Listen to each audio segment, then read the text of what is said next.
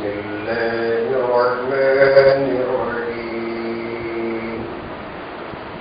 والذين هاجروا في الله من بعد ما ظلموا لنبوئنهم في الدنيا حسنة ولأجر الآخرة أكبر لو كانوا يعلمون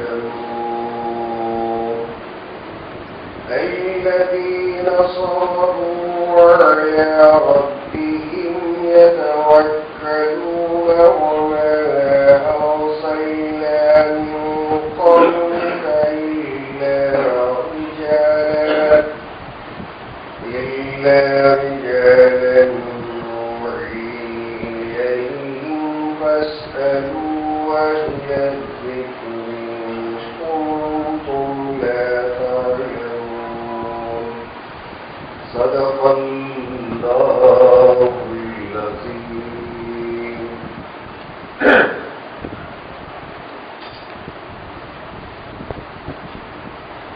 پناہ مانگتا ہوں میں اللہ کی شیطان مدعو سے.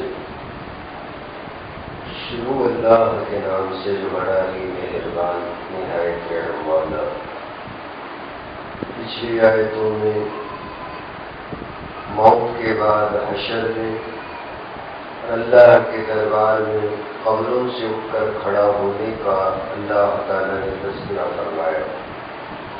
کافروں کو سرے سے اس بات سے انکار تھا انکار رہے گا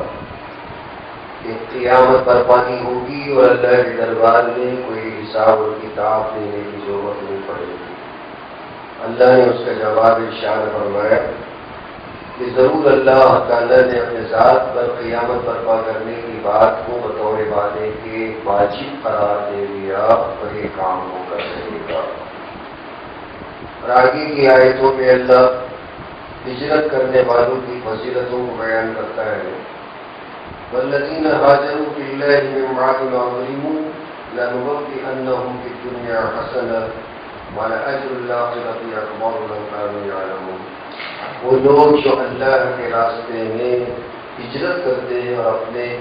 مادری وطن کو چھوڑ دیتے ہیں اس کے بعد کہ ان پر ظلم کیا گیا ہم انہیں دنیا کے اندر بھلائی عطا کر دیتے ہیں اور آخرت کا اجر اور آخرت کا ثواب اس سے بھی بہت بڑا ہے اگر یہ لوگ جاننے والے ہوتے. ہجرت کی شریعت کے اندر بہت بڑی فضیلت اور بزرگی ہے اور وہ اس لیے ہے کہ بندہ جہاں پیدا ہوتا ہے اس جگہ سے اس گاؤں اس بستی سے ہر بندے کو محبت ہوتی ہے اور ایک دلی لگاؤ ہوتی ہے.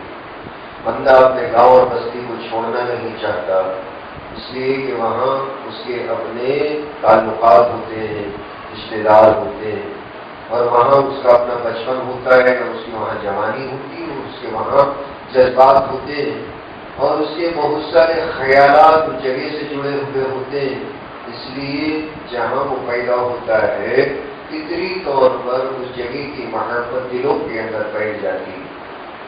مگر اللہ کے لیے اس جگہ کو چھوڑنا ایک بہت بڑی قربانی ہے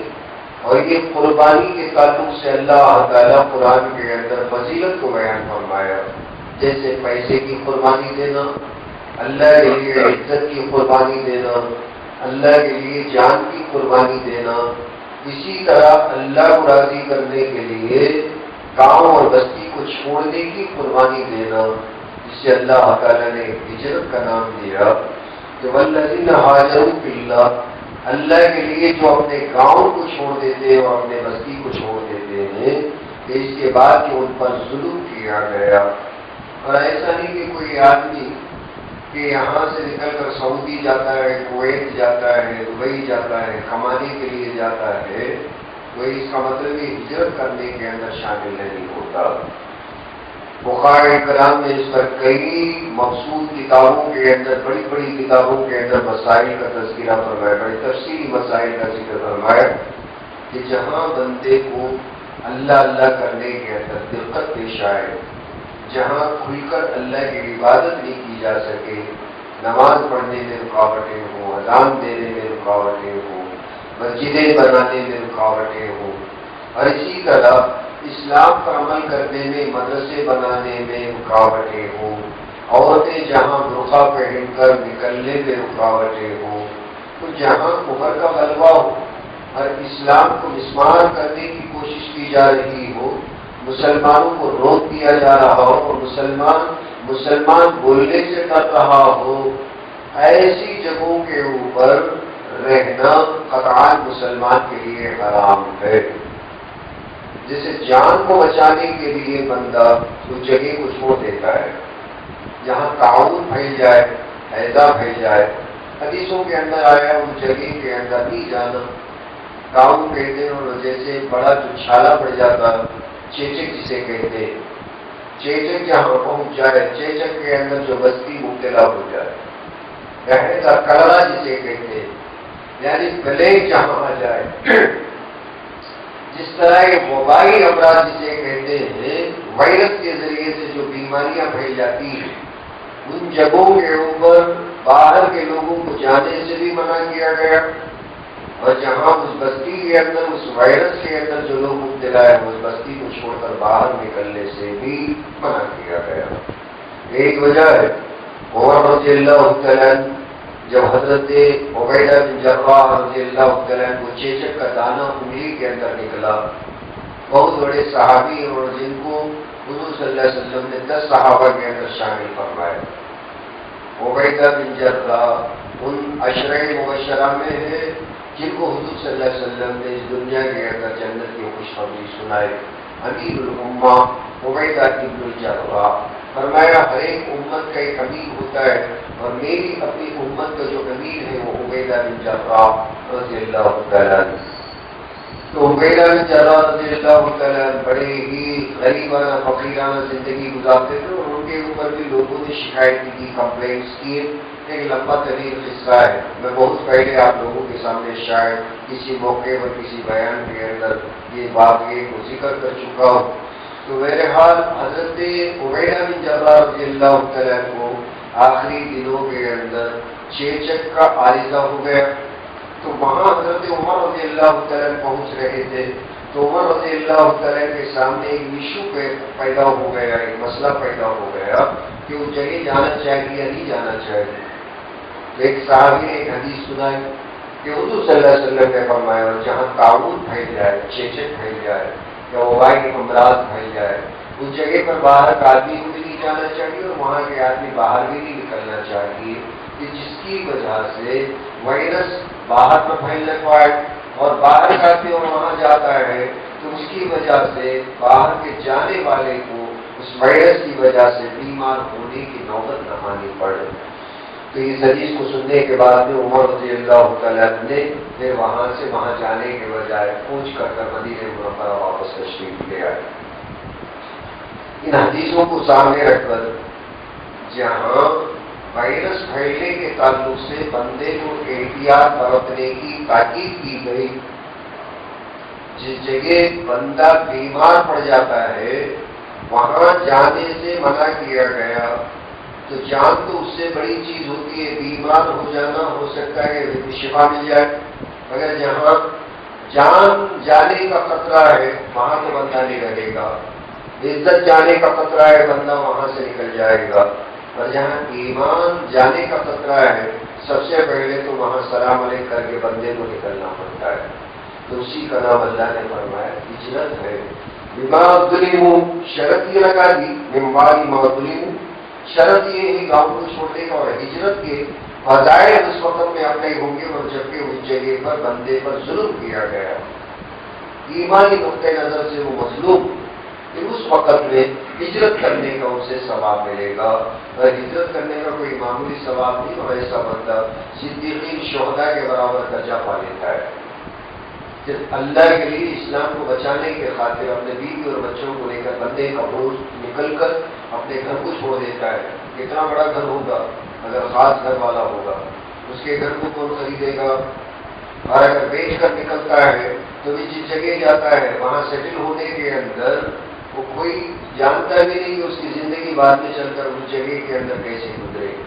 یہاں سیٹلڈ آدمی ہوتا ہے مگر یہاں سے نکل کر ایک اجنبی جگہ پہ جاتا ہے، کاروبار سنبھالنا پڑتا ہے، وہاں کے کمپٹیشن میں کھڑنا پڑتا ہے، سارے مصیبتوں کو جھیل کر نکلتا ہے، صرف اللہ کے لیے نکلتا ہے، تو اللہ تعالیٰ اسے بہت بڑا درجہ اور بہت بڑا ثواب عطا فرماتا ہے۔ بخاری کے اندر سب سے پہلی حدیث جو حضور صلی اللہ علیہ وسلم نے انہیں تو لوگوں کے تعلق سے بڑی فضیلت اور بزرگی اور شان بیان فرمائے، انما الاعمال بالنیات من ہاجر الی اللہ فہجرتہ الی اللہ، فرمایا جو اللہ کے لیے گھر چھوڑتا ہے تو گویا کہ اس کا چھوڑنا اللہ کے لیے ہو جاتا ہے، کہ چھوڑتے چھوڑتے گویا کہ اللہ اس کا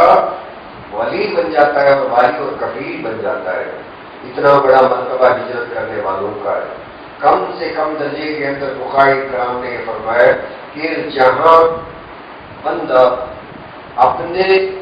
مسلک یا اپنے شعار کے مطابق جی نہیں سکتا،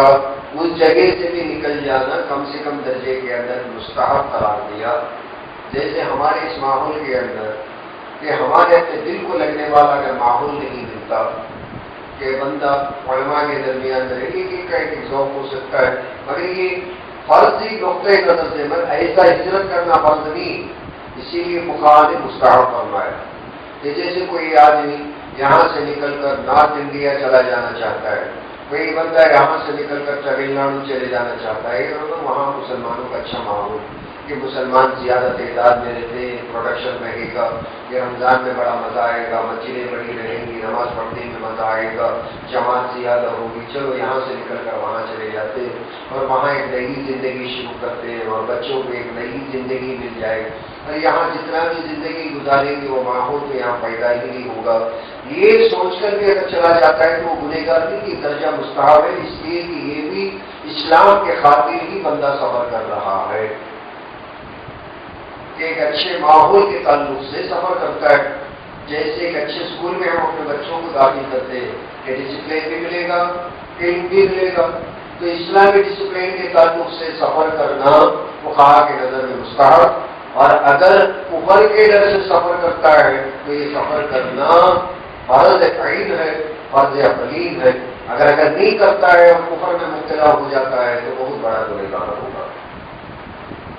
لَنُبَوِّئَنَّهُمْ فِي الدُّنْيَا حَسَنَةً، فرمایا دنیا کے اندر بھی ہم جت لا دیں گے، ان کو عطا کر دیں گے بھلائیاں، وَالْآخِرَةُ أَكْبَرُ، وَلَأَجْرُ الْآخِرَةِ أَكْبَرُ، اور آخرت کا جو ثواب ہے وہ تو دنیا کے اندر سے کئی گنا اللہ بڑھ کر عطا فرماتا ہے، مگر یہ فرمایا لو کانوا یعلمون، بندوں کو اگر اس بات سمجھ میں آ جائے نا تو یقیناً بندہ ایمان کے خاطر کروڑوں روپیوں کے گھر کو بھی چھوڑ کر سفر کر سکتا ہے۔ الذین صبروا علی ربہم یتوکلون، کہ یہ لوگ جو ہجرت کرتے ہیں نا وہ معمولی قسم کے معمولی دل گردے والوں کا کام نہیں، اللہ بولتا ہے الذین صبروا، جن کے اندر صبر کا مادہ ہوتا نا یہی آدمی اپنے گھر کو چھوڑ سکتا ہے۔ وعلی ربہم یتوکلون، اور جو وہاں پہنچنے کے بعد کیسے گزرے گی، یہ اللہ کے ذات پہ بھروسہ کرنا جس کے اپنے دل کا اور پھر جس کے اپنے عقیدے کا ایک جزو لا ينفع بن گیا کہ اللہ ہی ہے، میں یہاں سے نکل کر چلا جاتا ہوں، بلائنڈ بلیو، اللہ ہی مجھے پالے گا، میں یہ ارادہ کر کر صبر کے ساتھ نکلنے والا ہی اور میں ہجرت کر سکتا ہے، ورنہ ہزار پلاننگ سوچ کر کوئی آدمی اپنے گاؤں سے قدم باہر رکھ نہیں سکتا۔ وما ارسلنا من قبلك الا رجالا نوحي اليهم فاسالوا اهل الذكر ان كنتم لا تعلمون، فرمایا اگر تم نہیں جانتے علماء سے پوچھ لینا کہ آپ صلی اللہ علیہ وسلم سے پہلے بھی ہم نے کئی مردوں کو پیغمبر بنا کر وحی کرتے ہوئے بھیجا، یعنی حضور صلی اللہ علیہ وسلم سے پہلے بھی اللہ کئی پیغمبروں کو مردوں کے اندر ہی پیدا فرمایا، کہ کوئی بھی عورت اس آیت کریمہ سے بات تو صاف ہو گئی، کوئی بھی عورت پیغمبر نہیں بنی، پیغمبر مرد بنے، اور یہ مردوں کا کام ہوتا ہے پیغمبری کرنا، اس لیے کہ صبح شام لوگوں کے درمیان میں جانا اور پھر ان کو اللہ سکھانا، اور عورت کو اگر اللہ یہ ذمہ داری دیا ہوتا تو عورتیں نہ رات میں نکل سکتی، نہ دن میں تنہائیوں میں جا کر لوگوں کے سامنے اللہ بول سکتی، ان کا اپنا ایک مزاج ہوتا ہے، عورت یہ کام نہیں کر سکتی، اس لیے عورت امیر بھی نہیں بن سکتی، اور یہ جو سب سے بڑا منصب ہے پیغمبری کا، جب اللہ نہیں دیتا ہے تو اس سے جو چھوٹے چھوٹے منصب ہوتے ہیں کم سے کم درجہ امیر بننے کا، پیغمبری سے لے کر گھر کے اندر یا کسی بھی مجلس کے اندر، شورا کے اندر امیر بن کر فیصلہ کرنے کا جو کم سے کم عہدہ ہوتا ہے وہ بھی عورت کو نہیں دیا جا سکتا۔ پیغمبر بھی نہیں بن سکتی اور عورت امام نہیں بن سکتی، اسی طرح عورت امیر نہیں بن سکتی، رائے دے سکتی۔ امیر تو بیٹا بنے گا، امیر گھر کا یجمان بنے گا، گھر کا ذمہ دار بنے گا۔ عورت سے چاہے کتنا ہی الفت ہو، امی جان سے چاہے کتنی ہی محبت ہو، پورے بچے مل کر امی جان کو آج آپ امیر بن جائیے، فیصلہ آپ کیجیے، کہہ کر اگر امیر بناتے ہیں تو یقیناً گناہ کرتے ہیں، اس فیصلے کے اندر خیر نہیں ہوگا۔ وما ارسلنا من قبلک الا رجالا، جس کسی کو بھی اللہ نے پیغمبر بنایا تو فرمایا مردوں کو بنایا۔ نوحی الیہ، ہم نے وحی نازل کی ان کی طرف، اور یہ بات تمہارے سمجھ میں نہیں آتی ہے تو علماء سے معلوم کر لینا اگر تم نہیں جانتے۔ اور یہ عالموں سے پوچھ لینے کی بات اللہ خود قرآن کے اندر بیان فرمایا۔ اور جو آدمی عالم بھی ہوتا، ہماری طرح کا ایک معمولی آدمی ہوتا ہے، وہ اگر مسئلے بیان کرنا شروع کر دے تو پھر ہمارے اپنے شہر کا کیا حال بنے گا؟ جو آدمی عالم نہیں، جو مسئلہ نہیں جانتا ہے، قرآن نہیں جانتا، حدیث نہیں جانتا، اللہ ہوتا ہے کہ اگر نہیں معلوم تو علماء سے معلوم کرو، عالموں سے معلوم کرو۔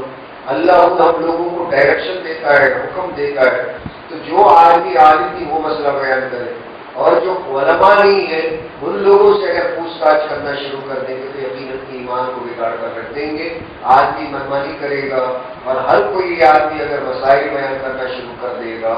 تو یقیناً دین کا کچومبر بن جائے گا، کھچڑا بن جائے گا، دین نہیں رہے گا، دین منمانی بن کر رہ جائے گا۔ اس لیے اللہ نے اس کی ذمہ داری امانت کے طور پر اس کے اپنے رجال کار کو عطا فرمایا کہ ایک محنت ہے، اللہ تبارک و تعالیٰ قوم کو، ایک امت کو اس کے لیے کھڑا کیا ہے۔ جیسے دنیاوی کام کے لیے اللہ چند لوگوں کو کھڑے کیا ہے، بعض لوگوں کو اللہ انجینئر بنا کر کھڑا کرتا ہے، بعض لوگوں کو اللہ ڈاکٹر بنا کر کھڑا کرتا ہے، بعض لوگوں کو اللہ کسان بنا کر، زراعت کرنے والا بنا کر، بعض لوگوں کو تجارت کرنے والا بنا کر، مختلف طبقوں کو اللہ دنیا کا نظام چلانے کے لیے کھڑا کرتا ہے۔ بدقسمتی سے دین کا معاملہ جب آتا ہے نا تو زراعت کرنے والا تو کم سے کم ایک بہت بڑی سوچ اور سمجھ کے ساتھ زراعت کرتا ہے۔ ہل چلانے کے بعد اگر کوئی آدمی ہم سے کہے گا ہم ہرگز ہل چلانے سے رک جائیں گے، کام ہمارے بس کی بات نہیں۔ کم سے کم اگر کوئی آدمی گھوڑ سواری کرنے کی بات کرے گا تو آدمی کی جان جانے کے لالے پڑ جاتے ہیں تو آدمی گھوڑا سواری کرنے سے رک جائے گا۔ کم سے کم درجے کے اندر کہ بیل گاڑی کو کم سے کم تو چلا کر بتا دو، گائے کہ جس کی اپنے کندھے کے اوپر گاڑی کو رکھ کر اور جو گاڑیاں چلتی ہیں بیل گاڑیاں، اسے چلانے کی بات اگر کرے گا تو کار چلانے والا اس گاڑی کو چلانے سے رک جائے گا، مگر دین کی جب بات آتی ہے نا تو اس سے بھی گئی گزری بات سمجھ کر بندہ اس کے اندر اپنی رائے دے دیتا ہے، اور منہ جو آتا ہے وہ بول ہو جاتا ہے، اور بول دیتا ہے اور بول کر خوش ہو جاتا ہے۔ ہر معاملے کے اندر اللہ کا بندہ بولتا ہی لیتا ہے، اور اللہ فرماتا ہے اگر تمہیں پتا نہیں تو اہل ذکر سے پوچھو، علماء سے پوچھو۔ یہ کام علماء کا ہے اور اللہ تعالیٰ قوم کو اس کام کے لیے اٹھ کر کھڑا کیا ہے، یہ ان کی ذمہ داری، انہیں کی امانت ہے۔ ان کو تو اللہ تعالیٰ بالبینات والزبر، یہ لوگ کیا کرتے ہیں نشانیوں کے ساتھ، والزبر اور بالکل ٹھوس حقیقتوں کے ساتھ، وانزلنا الیک الذکر، اور ہم نے نازل کیا تمہارے ہاں قرآن کو اور اللہ کے ذکر کو، لتبین للناس، تاکہ لوگوں کو کھول کر بتا دو، ما نزل الیہم لعلہم یتفکرون، کہ کیا کچھ نازل کیا گیا ان کے ہاں تاکہ تم غور و فکر کرنے والے بن جاؤ۔ اللہ تعالیٰ ہم تمام لوگوں کو عمل کرنے کی توفیق عطا فرمائے کہ جو اللہ حقیقتوں کو اور احکام کو قرآن میں بیان فرماتا ہے اس کے مطابق زندگی گزارنے کی توفیق عطا فرمائے۔ سبحان اللہ و بحمدہ، سبحانک اللہم و بحمدک، نشہد ان لا الہ الا انت، نستغفرک و نتوب الیک۔